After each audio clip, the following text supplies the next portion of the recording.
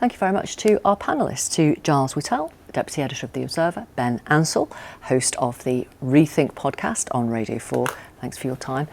And thanks for your company as well. That's it from me. Adam Fleming is here tomorrow. Till then, good night.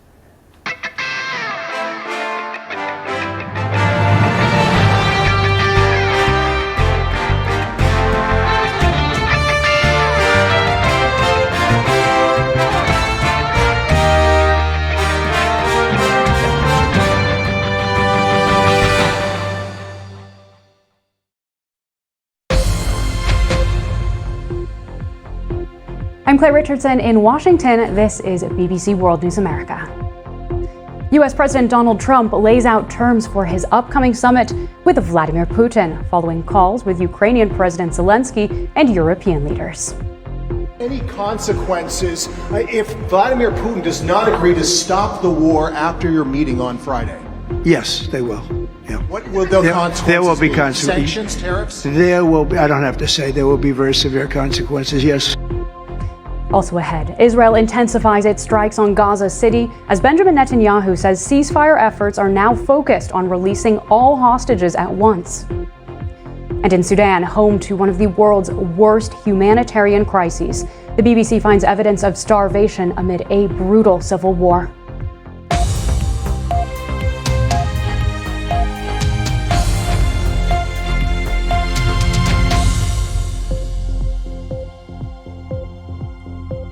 Welcome to this extended hour of World News America, where we will bring you live news and analysis from here in the US, the UK, and around the world.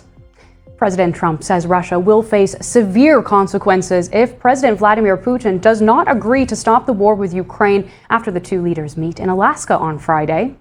President Trump described that forthcoming meeting as the setting of the table, a precursor to a second summit that would include Ukraine's President Volodymyr Zelensky. Around the world and across the UK, this is BBC News.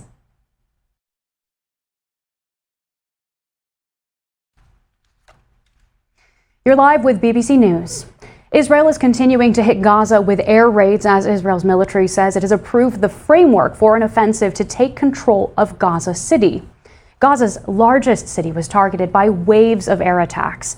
Residents are unable to recover the dead and injured in some areas due to massive destruction.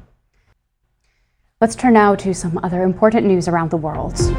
Donald Trump announced the recipients of the annual Kennedy Center Awards, the first since the president took over management of the historic Performing Arts Center. This year's honorees: country singer George Strait, American actor Sylvester Stallone, stage actor Michael Crawford, singer Gloria Gaynor, and the metal band Kiss. In a departure from having a celebrity guest host the ceremony, Trump said he will do it himself. And Colombian Senator and presidential hopeful Miguel Uribe was laid to rest in Bogotá Wednesday, 2 days after he died from gunshot wounds sustained in an attack at a political rally in June. Authorities have detained several suspects, including a teenager who allegedly fired the gun, but no motive has yet been discovered. Coming up in the United States, the California governor is joining the fight on redistricting as he vows to remake California's map. We will talk to a California member of Congress about the governor's redistricting plans. Stay with us.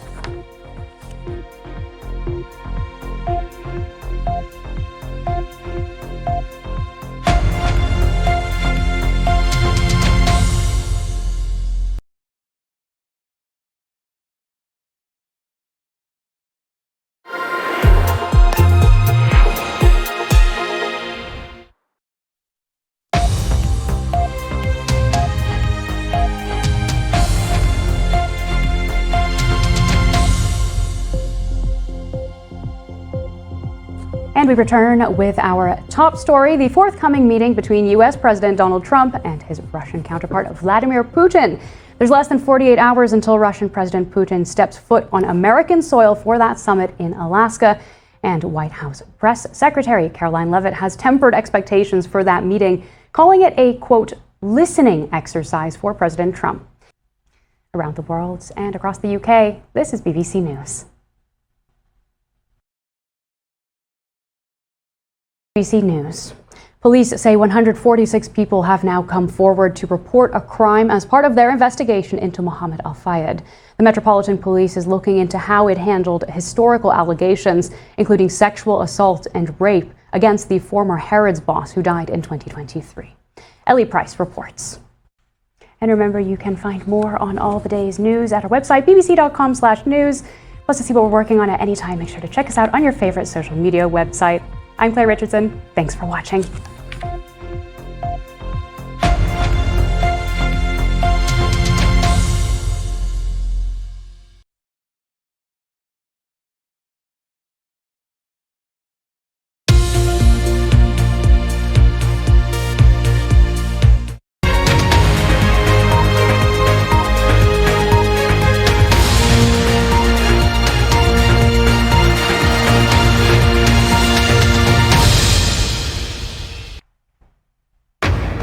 Live from Washington, this is BBC News. U.S. President Donald Trump lays out terms for his upcoming summit with Vladimir Putin, following calls with Ukrainian President Zelensky and European leaders. Israel intensifies its strikes on Gaza City as Benjamin Netanyahu says ceasefire efforts are now focused on releasing all hostages at once. And in Sudan, home to one of the world's worst humanitarian crises, the BBC finds evidence of starvation amid a brutal civil war.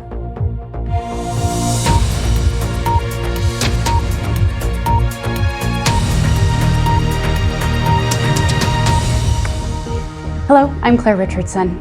President Trump says Russia will face severe consequences if President Vladimir Putin does not agree to stop the war with Ukraine after the two leaders meet in Alaska on Friday. Around the world and across the UK, this is BBC News.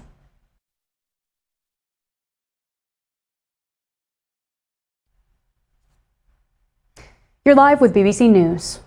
The BBC has obtained a copy of the UN Secretary-General's annual report on conflict-related sexual violence to the Security Council, which has been circulated to council members and is due to be published later this week. Turning now to some other important news from around the world.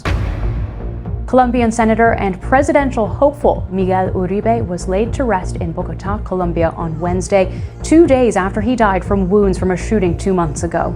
Uribe was shot at a political rally, and while authorities have detained several suspects, including a teenager who allegedly fired the gun, no motive has been discovered yet.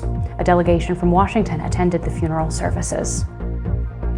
Brazil announced it will help companies affected by tariffs imposed by the United States. The government will open new credit lines and has agreed to provide financial support to firms that had their contracts suspended since the tariffs went into effect earlier this month. The Trump administration linked the sanctions to alleged restrictions on freedom of speech and the trial of former President Jair Bolsonaro and his supporters who've been accused of staging a coup attempt in 2023.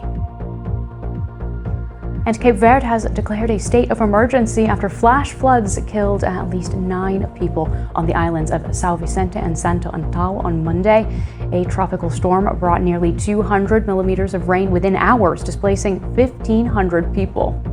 Roads, homes, and vehicles were severely damaged. Cape Verde is also observing 2 days of national mourning as search and recovery efforts continue for those who are still missing. And a 10-year-old chess prodigy from London has become the youngest person to earn the Woman International Master title. Bodhana Sivanandan also became the youngest female player to beat a chess grandmaster at the 2025 British Chess Championship earlier this month. Now, she initially thought chess pieces were just toys when she took up the game back during the COVID pandemic and said she hopes to achieve her ultimate goal of becoming a grandmaster. Stay with us here on BBC News.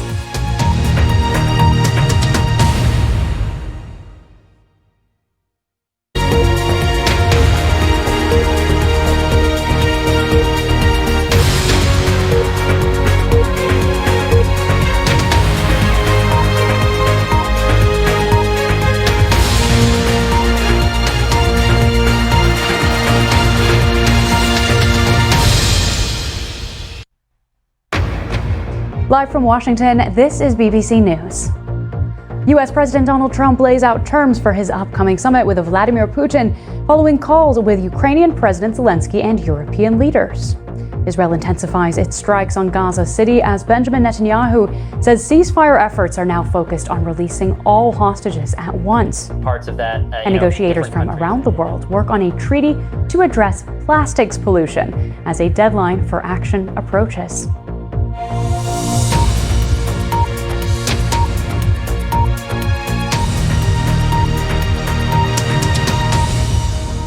Hello, I'm Clare Richardson. Thanks so much for joining us.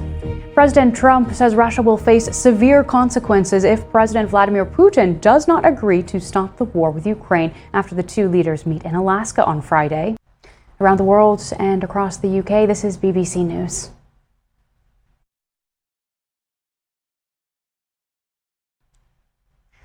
You're live with BBC News. UN talks in Geneva to draft the first global plastics treaty are stalled with just one day of discussions left. Delegates from 184 countries are split over the treaty's purpose and scope 2.5 years into negotiations.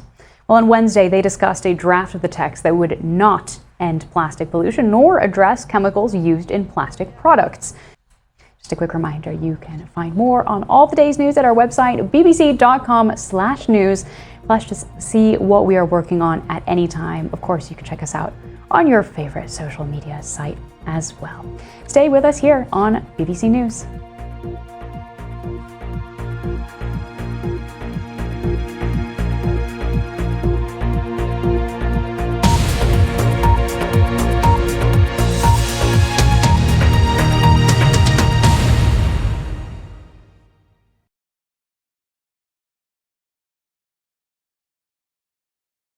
Electrical pills to treat MS and diabetes.